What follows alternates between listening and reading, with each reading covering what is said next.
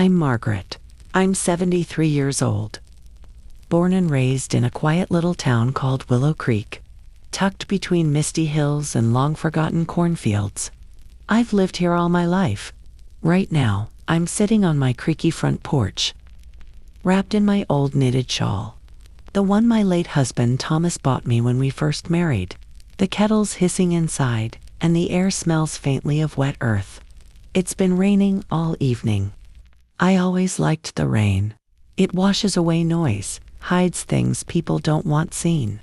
But lately, it's been harder to enjoy, you see. For the past 4 months, someone's been leaving flowers on my porch. At first, I thought it was a kind gesture. Maybe one of the neighbors, there aren't many left my age, was just being sweet. The first bouquet appeared in late June. White lilies, wrapped neatly in brown paper, tied with a thin ribbon. No note, no name. Just sitting there when I opened my door one morning. I brought them in, placed them in a vase by the kitchen window. They made the room smell clean, like something new. But then the next morning, there was another bunch. This time, carnations, then roses. Always fresh, always neatly wrapped, always left at dawn. I started to wonder who could be doing it. I thought maybe it was one of the church ladies. Or maybe my granddaughter, Emily, who visits on weekends. She's sweet like that. But when I asked her, she swore it wasn't her. She laughed, said, "Maybe you've got a secret admirer." Grandma, I laughed too. But deep down, I felt uneasy. See, after my husband died 3 years ago, the house got too quiet. I still talk to him sometimes, whispering goodnight before bed, pretending he's still sitting in his recliner by the fireplace. So when the flowers started showing up, a small part of me liked it. It made me feel noticed. But by the 3rd week, something changed. The flowers started coming at night. I'd open my door in the morning, and the dew on the petals would still be wet, as if they'd just been placed there hours earlier. Once, I thought I heard footsteps on the porch around 3 a.m., hesitant, like someone pacing. I peeked out through the curtain, but saw nothing except fog and the faint shape of the old oak tree across the road. I tried ignoring it, but my nerves wouldn't let me. I started keeping the porch light on. I even left a note one night on the step that said, "Thank you for the flowers. Please let me know who you are." The next morning, the flowers were gone. My note was gone too, but in their place, there was a single daisy, its stem broken. That's when I started to feel watched. The feeling crept in whenever I went out to get the mail or sweep the porch. My back would tense, like someone's eyes were crawling over me from somewhere close. I told myself it was nonsense. Old age makes you imagine things. But one night, just after midnight, I heard a faint rustling outside my bedroom window. I froze in bed. The sound came again, a soft shuffle of boots on gravel. I reached over, turned on my lamp. Nothing, just the hum of crickets. I waited, barely breathing. Then, faintly, I heard the door creak. It wasn't the wind. I got up, trembling, grabbed the small flashlight I keep by my bedside, and tiptoed to the hallway. The floorboards creaked under my feet. I aimed the light toward the front door, and for a split second, I saw it, just the outline of a man standing outside, motionless. He wasn't knocking, he was just standing there. My heart hammered in my chest. I wanted to scream, but my voice wouldn't come. I flicked the porch light switch, and in that instant, he was gone. No footsteps running away, no sound. Was gone. I didn't sleep that night. When morning came, I opened the door, half expecting to find footprints. But all that was there was a bouquet of lilies. The same kind from the first day? That was the moment I knew something was very wrong. I called the police. A young officer named Miller came by. He was polite, kind, and probably thought I was just an old woman spooked by shadows. He looked around, said there weren't any footprints or tire marks, told me to install a camera if it kept happening. So I did. My grandson helped me set up a small camera above the porch light. He synced it to my old tablet so I could watch the footage. That night, I kept the porch light off, just to see what would happen. At exactly 2:47 a.m., the camera caught movement. The man stepped into frame slowly, like he'd done it many times before. He was tall, wearing a hooded coat. He didn't look up at the camera. He just knelt down, placed a bouquet on the doormat. And this part made my skin crawl. He touched the door. Not a knock, not a push. Just a slow, gentle stroke down the wood, like he was caressing it. Then he turned and walked away into the dark. I replayed the video a dozen times, zooming in, hoping to see his face. But the shadows hid it completely. The next morning, Officer Miller came back to review the footage. He promised to patrol the area more often and told me to keep my doors locked. He said it was probably some lonely soul with good intentions. But I knew better. There was something deliberate in the way that man touched the door. Something personal. That evening, I noticed something else I hadn't before.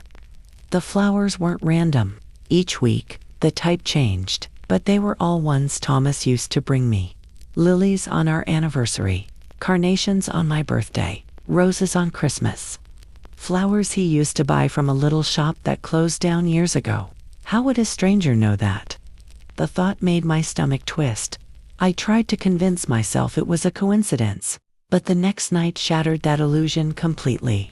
It was storming outside. Wind howling, rain slamming against the windows. I was in bed when I heard the faint creak of the porch again. My heart started racing. I forced myself up, grabbed the flashlight, and crept to the living room window. There he was. The hood was down this time. The light from the street lamp caught just enough of his face for me to see. He wasn't a stranger. He looked like someone I used to know. Someone who shouldn't still be alive. For a moment, I couldn't breathe. He looked just like my husband, Thomas. Older, thinner, his eyes sunken, but it was him more someone wearing his face. He placed a bouquet of violets down, then turned slowly toward the window. I ducked, heart pounding in my ears. I waited, shaking, until I heard the door creak open. I wanted to scream. I wanted to run. But my legs wouldn't move. The door didn't slam. It just closed softly again. When I finally gathered the courage to look, the flowers were gone. So was he. I didn't tell the police this time. What would I say? That my dead husband was leaving me flowers at night. They'd lock me up. So I kept it to myself. Days passed without anything happening. I started to believe maybe it was over. But last week, something appeared in my mailbox. An envelope, yellowed and damp. No stamp. Just my name written on the front in handwriting I hadn't seen in years. Thomas's handwriting. Inside was a photograph. Me, sitting on the porch 2 days earlier, reading my book. I could tell because I was wearing my green cardigan and the same mug sat beside me. But the photo was taken from the tree line across the street. Someone had been watching me. The back of the photo said, "You never buried me." I dropped it, shaking all over. Thomas had been buried. I was sure of it. I was there. I watched them lower the casket. I'd touched the dirt myself. But when I went to the cemetery the next morning, I saw the ground by his grave was disturbed, fresh soil piled unevenly. The flowers I'd placed weeks ago missing. My breath caught. I called the police again. But they said the rain probably washed the soil down the hill. Officer Miller promised to check it out later. But I could tell from his tone he didn't believe me anymore. That night, I didn't sleep. I just sat in my chair by the window, waiting. And around 3 a.m., he came back. The same man. The same quiet steps. Only this time, he didn't leave flowers. He stood at the bottom of the porch, staring at the house. For a long, silent minute. Then he spoke. "Margaret," he said softly, "you left me there too long." The voice was hoarse, broken. But it was unmistakably Thomas's.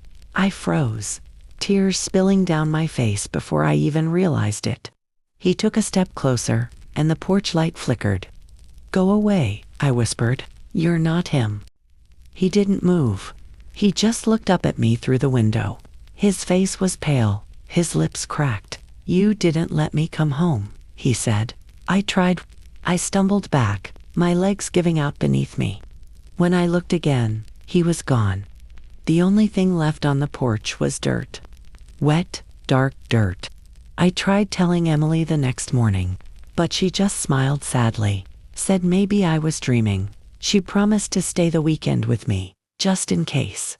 But she never showed up that night. I called, no answer. I barely slept, the dread growing heavier with every passing hour. At dawn, I opened the door, hoping maybe she'd left a note. Instead, there were 2 bouquets this time, one of lilies, one of daisies. And between them, a locket. The same locket Thomas gave me 50 years ago. The one that went missing from his body before the burial. My hands trembled as I opened it. Inside were 2 pictures, me on one side, and on the other, Emily. That's when I heard footsteps again. Slow and deliberate, coming from the backyard. I turned, clutching the locket, heart hammering so hard I could barely hear. The sound drew closer until it stopped just outside the back door. Then, a knock. Gentle, familiar. "Margaret," the voice whispered. "Come with me now. It's time to go home." I backed away, tears streaming down my face, whispering prayers that felt empty. I grabbed the phone to call the police, but the line was dead. Every light in the house flickered, one after another, until the only glow left was from the front porch. And there he was again, standing just beyond the light, half in shadow. I could see the outline of his face, calm, almost loving. "You shouldn't have buried me alone," he said. "You promised we'd go together." Then he stepped forward. I screamed, slammed the door, locked every bolt I could reach. But I could hear the dirt shifting outside, the sound of it being poured, shoveled. It's been 2 nights since then. I've kept every door locked, every curtain drawn, but I can still smell the lilies. They're getting stronger. The sound of digging hasn't stopped. It's closer now, right beneath the floorboards of the living room. Sometimes, when I'm too tired to keep my eyes open, I swear I hear him humming our wedding song. And last night, when I looked out the window for the last time, there were 3 bouquets. One for me, one for Thomas, and one smaller, newer one, with Emily's hair ribbon tied around it. The earth outside looks freshly turned again. I think he's almost done digging. If this story touched your heart, please like, share, and subscribe for more inspiring stories. And let me know in the comments where you're listening from.